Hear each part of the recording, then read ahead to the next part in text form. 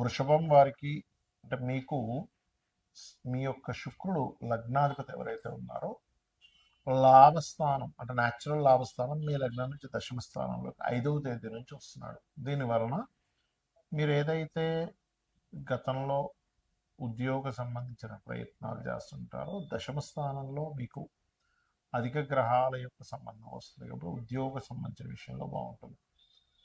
అయితే ఇక్కడ కొంచెం స్పిరిచువల్ తెలియని ఒక వైరాగ్యం కూడా 4వ స్థానంలో కేతు ఉన్నందుకు వస్తూ ఉంటుంది. ఈ యొక్క విషయాలు చెప్తుంది నేనైనప్పటికీ చెప్పిస్తుంది సాక్షాత్ లలిత అమ్మవారిగా భావిస్తూ మీకు ఈ యొక్క నెలలో ఒక్కొక్కటిగా దశమంలో అంటే 9వ స్థానంలో ఉండే గ్రహాలన్నీ ఒక్కొక్కటిగా దశమంలో చేరుతున్నాయి. దీనివల్ల ఏంటంటే మీరు గతంలో చేసిన ఒక హైయర్ ఎడ్యుకేషన్ అనుకోండి, వేరే ప్రాంతానికి వెళ్ళి ఉద్యోగం కోసం చేసే ప్రయత్నం అనుకోండి, ఇవి ఖచ్చితంగా సఫలీకృతం అవుతాయి, అందులో ఎటువంటి సందేహం లేదు. కాకపోతే ఎంతైనా కానీ ఈ గురువు ఎప్పుడైతే 2వ స్థానంలో ఉన్నాడో, 2లో ఉండేటువంటి గురువు అధిక గ్రహాల చేత వీక్షింపబడుతున్నందుకు ఒకే మార్గంలో కాకుండా రకరకాల మార్గాల్లో ధనయోగాన్ని ఇవ్వనున్నాడు ఇక్కడ. ఇది ప్రధానంగా గుర్తుపెట్టుకోవాల్సిన అంశం. అలాగే మరొక విషయం ఏంటంటే ఈ 4లో కేతు ఉన్నందుకు మీరు ఏదైనా ఒక ప్రాపర్టీ తీసుకునేటప్పుడు ఏదైనా ఎడ్యుకేషన్ రిలేటెడ్ సంబంధించినవి చదువుకునేటువంటి అంశాల్లో కొద్దిగా జాగ్రత్తగా ఉండండి. అందులో ముఖ్యంగా 3, 4 తేదీలు మరింత జాగ్రత్తగా ఉండాలి. ఏదైనా ప్రాపర్టీకి మనీ ఇవ్వడం కానీ తీసుకోవడం కానీ రిజిస్ట్రేషన్ చేసుకునేటప్పుడు ఆ డాక్యుమెంట్స్ ఎలా ఉన్నాయి ఇటువంటివన్నీ చూసేటువంటి అంశంలో. అదేవిధంగా సంతానం కోసం ప్రయత్నం చేసేటువంటి వారికి 3వ తేదీ తర్వాత నుంచి కొంతవరకు పాజిటివ్గా ఉందని చెప్పుకోవచ్చు. మరియు మీ యొక్క సంతానము ఏదైనా బిజినెసెస్ కోసం చేసే ప్రయత్నాలు కూడా ఫలిస్తాయి, అందులో ఎటువంటి సందేహం లేదు. అదేవిధంగా వివాహం కోసం ప్రయత్నం చేసేటువంటి వారికి ఈ సప్తమాధిపతి అయినటువంటి కుజుడు ఉచ్చస్థానంలో ఉన్నాడు కాబట్టి మీరు చేసేటువంటి ప్రయత్నంలో ముఖ్యంగా ఈ రైతులు కానీ లేకపోతే రియల్ ఎస్టేట్ రంగాల్లో ఉండేటువంటి వారితో కానీ లేనట్లయితే ఏదైనా ఫ్యాక్టరీస్ పెట్టేటువంటి వారు ఇలాంటి వారికి 22వ తేదీ లోపల ఎక్కువగా చూపిస్తుంది మీకు వివాహ బలం అనేటువంటిది. అయితే ఈ యొక్క నెలలో ఫిబ్రవరి మాసంలో అధికంగా అయితే మీకు ఉద్యోగ సంబంధించిన విషయంలోనే ఎక్కువ అనుకూలత ఉంది. లాభంలో శని ఉన్నాడు, మంచిదే మీకు చెప్పాలంటే. ఇక మీకు ఫైనాన్షియల్గా బాగా గ్రోత్ రావాలి అంటే దక్షిణామూర్తి యొక్క ఆరాధన, విష్ణు సహస్రనామాలు ఎక్కువగా చేయండి. ఈ నెలలో మీకు దాదాపుగా 17వ తేదీ నుంచి మంత్ ఎండింగ్ వరకు కూడా పంచగ్రహ కూటమి అంటే ఒకసారి చంద్రుడితో కలిస్తే ఒక 1-2 డేస్ గ్యాప్ తర్వాత మళ్ళీ కుజుడు వచ్చి చేరుతున్నాడు 22వ తేదీ నుంచి ఏర్పడుతుంది. కాబట్టి ఇది ఒక గోల్డెన్ ఆపర్చునిటీ మీకు ఉద్యోగ సంబంధించినటువంటి విషయాలలో అనుకూలత కోసమో గుర్తుపెట్టుకోండి. అంటే ఏదైనా ఉద్యోగం, అందులో ముఖ్యంగా మార్కెటింగ్ రంగాలకు సంబంధించిన ఉద్యోగాలు చాలా చక్కటి అనుకూలత అనేటువంటిది ఏర్పడనుంది. రెగ్యులర్గా విష్ణు సహస్రనామాలు చేసుకుని అన్ని విధాలు బాగుంటున్నాయి. చాలామంది గోచార ఫలితాలతో పాటు జన్మజాతకం చూపించుకుంటే అసలు ఎటువంటి విషయాలు తెలుస్తాయని నన్ను చాలామంది అడుగుతున్నారు. దానికి నేను మీకు ఒక క్లారిటీ ఇస్తాను.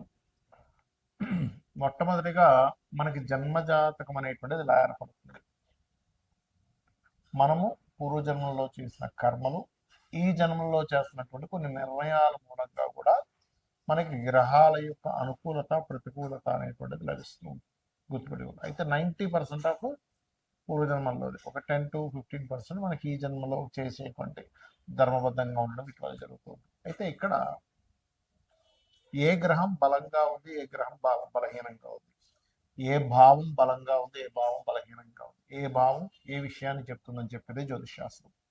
అంటే దీనివల్ల మనకేమిటి అంటే చూడండి, మన బాడీలో మన శరీరంలో ఫలానా వైటమిన్స్ తగ్గాయి అని తెలుసుకున్నాక ఏం చేస్తాం, వైటమిన్స్కి వస్తామని సమ్ టాబ్లెట్స్ తీసుకోవడం, పిల్స్ తీసుకోవడము, లేకపోతే ఫలానా ఫుడ్ తీసుకోవడము, ఫలానా ఫుడ్ ఆపడము చేస్తూ ఉంటాం కదా, ఎందుకు శరీరం బాగుండడానికి. అలాగే మన జన్మజాతకంలో ఉండేటువంటి యోగాలను పరిశీలన చేసి ఏ భావం బలంగా ఉంది బలహీనంగా ఉంది. ఉదాహరణకి వాళ్ళు శారీరకంగా బలహీనంగా ఉన్నారు అంటే లగ్నభావం బలహీనంగా ఉందని అర్థం.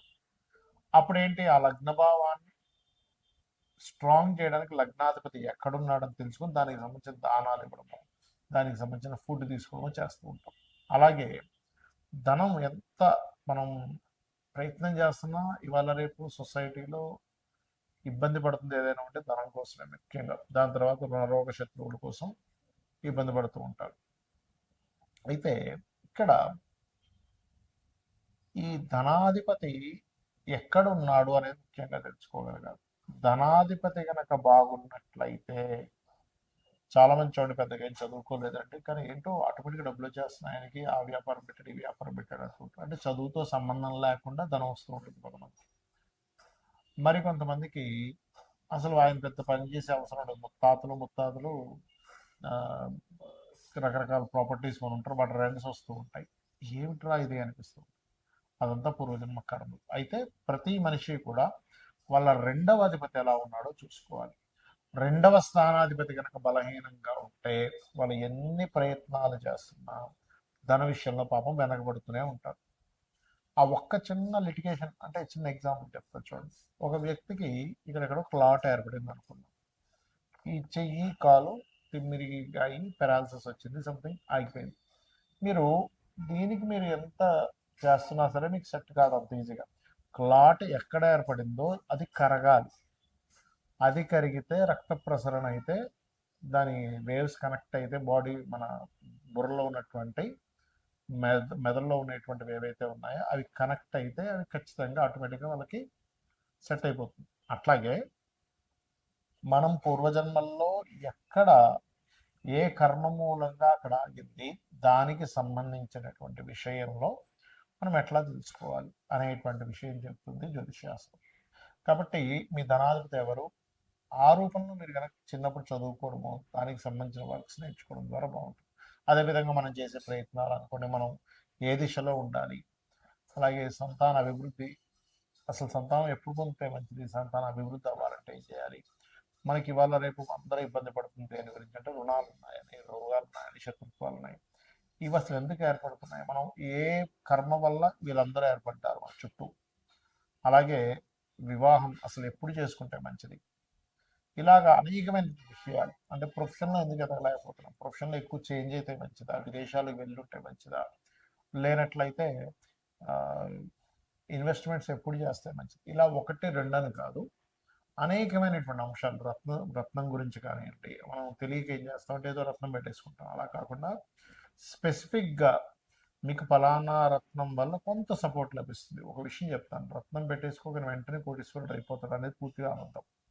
కొంత మీకు సపోర్టివ్గా ఉంటుంది. ఎలా అంటే ఒక మనిషి చూడండి డిప్రెషన్లో ఉన్నప్పుడు ఒక ఫ్రెండ్ వచ్చే ఎందుకు ఏమవుతుంది ఏం కాదు అని ఒక చిన్న ఒక మాట మనకు తెలియని ఒక గుండె ధైర్యాన్ని ఎలా ఇస్తుందో, సేమ్ యాజ్ ఇట్ ఈజ్ మీరు ఏదైతే రత్నాన్ని ధరిస్తారో ఆ రత్నము కూడా మీరు ఏదైతే స్పెసిఫిక్గా ఫలానా గ్రహం బాగుంది అన్నప్పుడే ధరించాలి. అదర్వైజ్ మీరు రత్నం అవాయిడ్ చేసేసి చక్కగా రుద్రాక్షం లేకపోతే మీ ఇష్టదైవం యొక్క రూపైనా ధరించవచ్చు.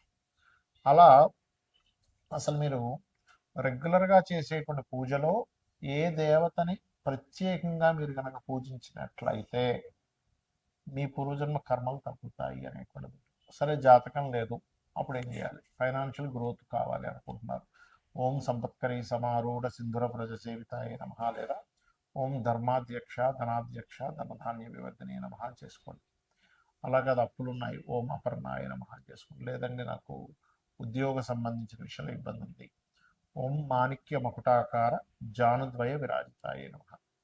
అలా కాదు, ఎంత సంపాదిస్తున్నా లేకపోతే ఏం చేస్తున్నా నాకు హ్యాపీనెస్ లేదు, లేదా బిజినెస్ ఇంప్రూవ్మెంట్స్ అవ్వట్లేదు అనుకునేటువంటి వారు ఓం ఇంద్రగోప పరిక్షిప్త స్మరతోనా భజంగికాయే నమః అని మంత్రం చేసుకోండి. ఇలా ఒకటి రెండని కాదు, మీరు ఏదైతే అనుకుంటారో ఆ సంకల్పం మనసులో, అంటే మీరు పలానా ఉద్యోగం రావట్లేదు, ఓకే వివాహమే అనుకోండి, ఓం కామేశబద్ధ మాంగళ్య సూత్ర శోభిత కందరాయ. అంటే ఇక్కడ ఏంటంటే చాలా మంది చేస్తున్న మిస్టేక్ ఏంటంటే ఆ సమయం వచ్చిందో లేదో జన్మజాతకంలో చూసుకోకుండా అది రావట్లేదు అది అవ్వట్లేదు అని బాధపడుతూ ఉన్నారు. అంటే ఎలా అంటే ఉదాహరణకి ఒక విత్తనం వేసి ఒక భూమిలో ఒక విత్తనం వేసాం, అది చెట్టు వస్తుంది, మొక్క మొలుస్తుంది వస్తుంది. మొలుస్తున్నప్పటి నుంచే మనం చూస్తూ ఏమిటి కదా ఇంకా పళ్ళు రావట్లేదు పుష్పాలు రావట్లేదు అంటే అట్లా. అదొక ఏజ్ వచ్చిన తర్వాత ఇన్ని సంవత్సరాలకి అది పుష్పాలు ఇస్తుంది, లేకపోతే ఫలాలను ఇస్తుందని ఒక నాలెడ్జ్ ఉందనుకోండి, అప్పుడు హ్యాపీగా ఆ 8 సంవత్సరాల తర్వాత వస్తుంది అని ఒక ఫిక్స్ అయి ఉంటుంది. కాబట్టి ప్రతి జాతకానికి కూడా ఎప్పుడు వివాహం అవ్వాలి, ఎప్పుడు చేసుకుంటే మంచిది, ఎప్పుడు ఇన్వెస్ట్మెంట్స్ చేయాలి, ఏ రంగాల్లోకి వెళ్తే మంచిది, ఎందుకు ధన సంబంధించిన ఇబ్బందులు వస్తున్నాయి అని ఒక క్లారిటీగా ఒక జ్యోతిలాగా వెలుగుని చూపించేది, ఒక దారిని చూపించేది జ్యోతిషాస్త్రం. కాబట్టి మీరు తెలుసుకొని అమ్మవారి అనుగ్రహంతో మీరు చక్కటి ఆయురారోగ్యాన్ని పొందుతారని మనస్ఫూర్తి కోరుకుంటూ శ్రీమాత్రే నమః.